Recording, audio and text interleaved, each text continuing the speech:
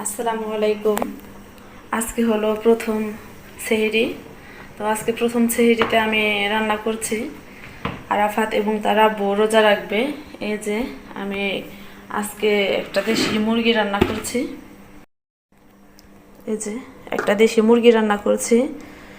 তো এই মুরগিটা আমার বাবার বাড়ি থেকে দিয়েছে। এই যে মুরগির ডিম হয়েছে, তো এটা রান্না করছি।